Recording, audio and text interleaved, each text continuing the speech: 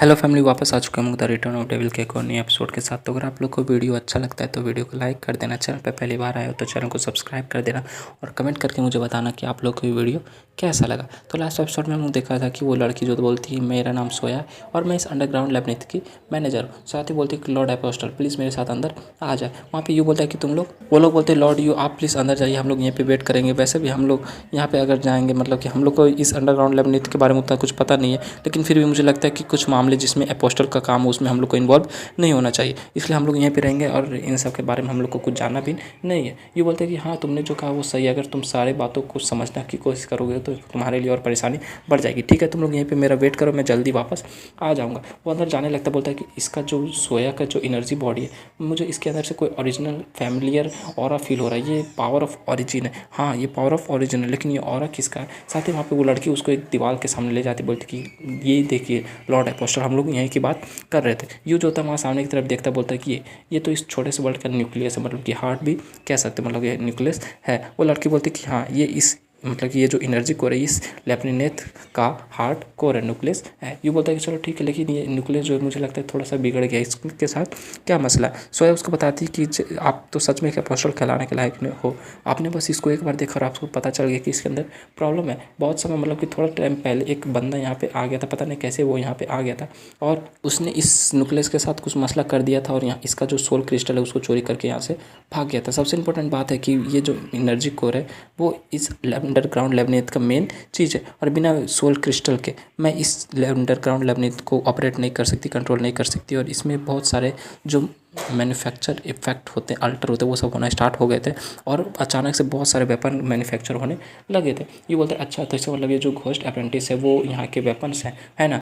ये उसे बताता है कि चूंकि वो जो घोस्ट अप्रेंटिस है वो काफ़ी ज़्यादा कमजोर है, लेकिन फिर भी वो जो एवरेज लेजेंडरी मैजिशियन है ह्यूमन वर्ल्ड के उन सबसे काफ़ी ज़्यादा स्ट्रॉन्ग। ये उसे बताता है कि ये जो तुम्हारा अंदर का ये जो अंडरग्राउंड लैबनीथ है ये एक ऐसा वर्ल्ड है जिसमें घोस्ट अप्रेंटिस अपने आप प्रोड्यूस होते रहते हैं और कोई बंदा जो कि इतनी एबिलिटी है जो कि एक छोटा सा वर्ल्ड बना सकता है, उसके अंदर अपने अलग अलग लोग बना सकते हैं, वो जरूर एक अपोस्टल हो सकता है। लेकिन कोई अपोस्टल ऐसा क्यों करेगा कि घोस्ट अप्रेंटिस को बनाएगा, या फिर ऐसा क्योंकि इन सारे घोस्ट अप्रेंटिस से वो किसी दूसरे अपोस्टल का कुछ बिगाड़ भी नहीं सकता। और इन सबको बनाने के पीछे उस सब मसला क्या होगा। साथ बोलते हैं हाँ मैं समझ गया। इसका बात यही है जो कि 5000 साल पहले हुआ था, वो डीमन और ह्यूमन के बीच में जो फाइट हुई थी उसी के लिए बनाया गया होगा। सोया उसको बताती है अमेजिंग, मैंने कभी एक्सपेक्ट नहीं किया था कि आप इन सब के बारे में भी जानोगे। ये जो अंडरग्राउंड लैबनीथ थे उसको 10th अपोस्टल लॉर्ड सोगमा ने बनाया था। यहाँ पे मैं बता दूं जो अभी तक हम लोग लॉर्ड ओल्मा पढ़ रहे थे उसका नाम ही लॉर्ड सोगमा कर दिया गया है। बताते कि ये जो घोस्ट अप्रेंटिस है या फिर जो भी आप बात कर रहे हो ह्यूमन और डीमन के बीच में फाइट का, वो सब जो है वो लॉर्ड सोगमा का प्लान का एक पार्ट था। ये बोलता है कि लॉर्ड सोगमा यानी कि तुम्हारे मन कहने मतलब 10 अपोस्टल।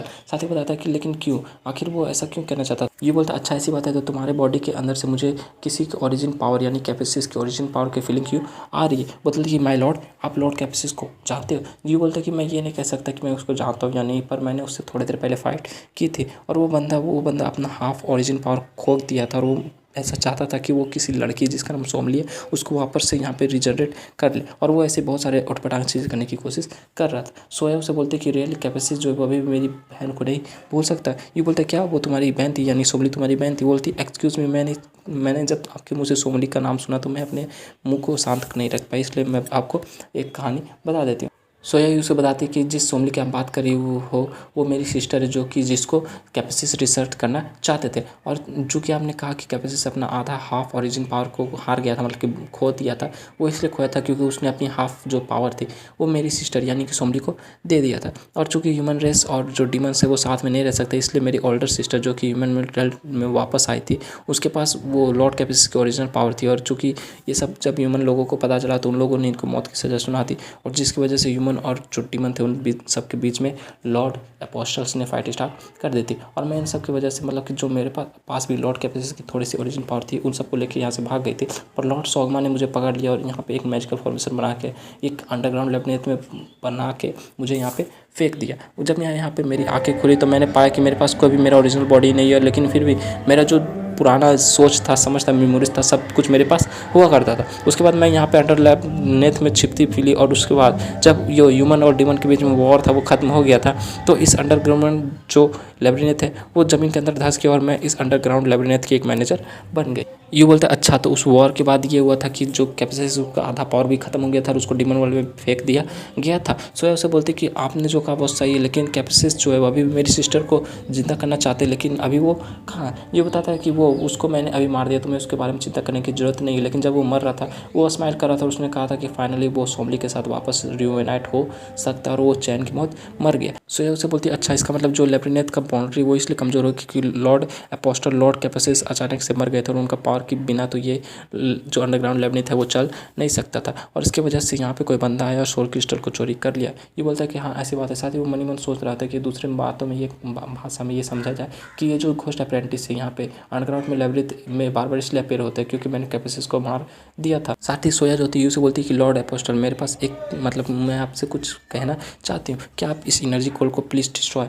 कर दोगे। ये बोलते हैं कि अगर मैं इस एनर्जी कोर को डिस्ट्रॉय कर दूंगा तो ना कि बस ये लेब्रिनेथ डिस्ट्रॉय हो जाएगा बल्कि तुम भी डिस्ट्रॉय हो जाएगी। बोलती कि हाँ मैं यही तो चाहती हूँ कि ये जो जगह है ये यहाँ पे घोस्ट अप्रेंटिस अपने आप बनते रहते हैं जो कि इस दुनिया में एग्जिस्ट नहीं करने चाहिए थे, लेकिन अगर आप इस चीज़ को डिस्ट्रॉय कर दोगे तो मैं भी मर जाऊँगी, जो कि मुझे काफ़ी सालों पहले मर जाना चाहिए था और मैं इस ज़िंदगी से बोर हो चुकी, काफ़ी ज़्यादा थक चुकी हूँ। और चूँकि आपको पता है इस लेब्रिनेथ में अनगिनत घोस्ट अप्रेंटिस बनते रहेंगे और उन सबको मैं कंट्रोल नहीं कर सकती और अंत में ये सारे के सारे जो भी है ह्यूमन वर्ल्ड को मतलब कि डैमेज दे सकते हैं, डैमेज कर सकते हैं, इसलिए मैं चाहती हूँ कि आप इसको डिस्ट्रॉय कर दोगे। ये पूरा का पूरा जो लेब्रिनेथ है वो काफ़ी ज़्यादा स्ट्रॉन्ग डिफेंसिव पावर रखता है, लेकिन अब चूँकि मैं इसको डिस्ट्रॉय नहीं कर सकती हूँ इसलिए मैं चाहती हूँ कि आप एक अपोस्टल होने के बाद इस चीज़ को डिस्ट्रॉय कर सकते हैं, इसलिए इसको डिस्ट्रॉय कर दो। साथ ही में बाहर का सीन दिखाते एक मॉन्स्टर जो होता है जेनी के ऊपर अटैक कर रहा था। जेनी बोलती है कि ये सारे घोस्ट अप्रेंटिस अचानक से यहाँ पे अटैक करने के लिए आ रहे हैं, हम लोग कुछ भी नहीं कर सकते। सोया अंदर बोल रहे थे कि प्लीज़ इन सबको खत्म कर दो, यहाँ पे मुझे आज़ाद कर दो। ये बोलता है चलो ठीक है मैं तुम्हारी बात को समझ गया। वापस हमें बाहर का सीन दिखाते जो मॉन्स्टर होते हैं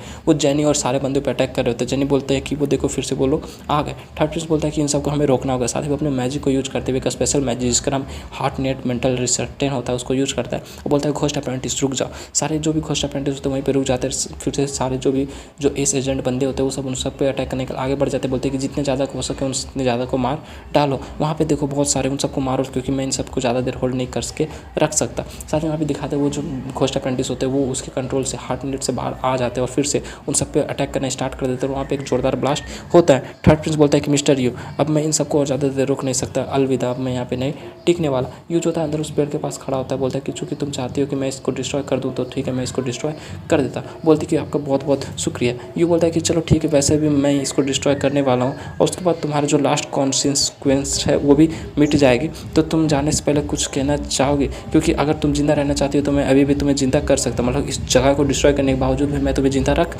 सकता हूँ। बोलती कि नहीं इनसी आपकी कोई भी ज़रूरत नहीं लॉर्ड अपोस्टल, मुझे तो काफ़ी समय पहले भी मर जाना चाहिए था लेकिन अब तक मैं यहाँ पे जिंदा हूँ। ऐसे भी 5000 साल में यहाँ तक पर जिंदा रहते रहते मैं काफ़ी ज़्यादा थक चुकी हूँ, अब मुझे मरना है। मैं काफ़ी लंबे समय से किसी ऐसे बंदे का वेट कर रही थी इस जगह पे जो कि यहाँ आए और मुझे यहाँ से आज़ादी दिला सके। ये बोलते चलो ठीक है मैं तुम्हारी बात को समझ गया। साथ ही वो उस ट्री जो होता है न्यूक्लियस होता है उस वर्ल्ड का उसको हाथ लगाता है और उसको डिस्ट्रॉय करने की कोशिश करता है। बोलता है सोगमा का जो डिफेंस बैरियर है वो तो काफ़ी अच्छा है।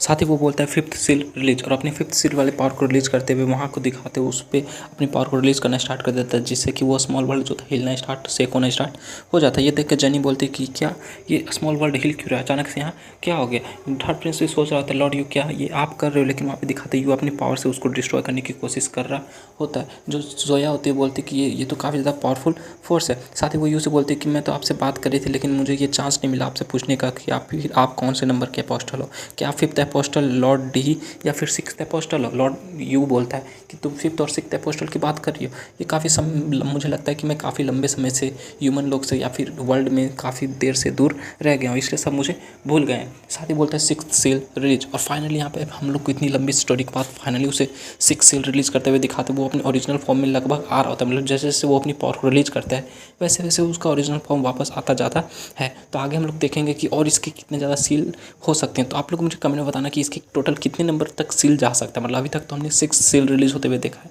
तो कमेंट मुझे प्लीज़ बताना कि इसके कितने सील हो सकते हैं। वो पीछे खड़ी होती बोलती कि ये पावर किसी भी ऐसे बंदे से मतलब कि अपोस्टल से बिलोंग नहीं करता जिसको आज तक हम लोग जानते हैं, मतलब कि सेकंड अपोस्टल तक हम लोग जानते हैं, तो किसी से ऐसे बिलोंग नहीं करता। कोई भी ऐसा मतलब कि एग्जिस्ट ही नहीं करता। क्या ये ऐसा बंदा है जिसके बारे में बस हम लोगों ने कहानी सुनी थी और आप लोग को पता है कि सिर्फ कहानियाँ किसके बारे में सुना जा सकता है। साथ ही में बाहर का सीन दिखाते वो मॉन्स्टर जो होते हैं उन लोग पे अटैक कर रहे थे, लेकिन अचानक से दिखाते वो मॉन्स्टर जो होते हैं तबाह होना स्टार्ट हो जाता है और एक करके जितने भी मॉन्स्टर वहाँ पे होते हैं घोस्ट अप्रेंटिस सब के सब तबाह हो जाते हैं।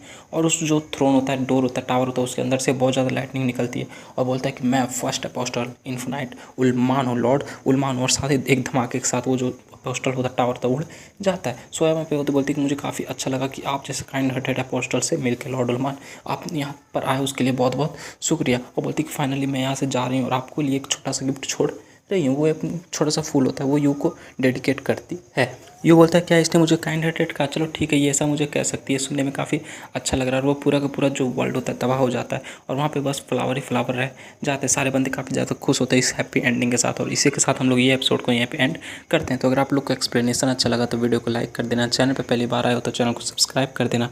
मिलते हैं नेक्स्ट वीडियो के साथ, तब तक के लिए bye bye, stay happy, spread love.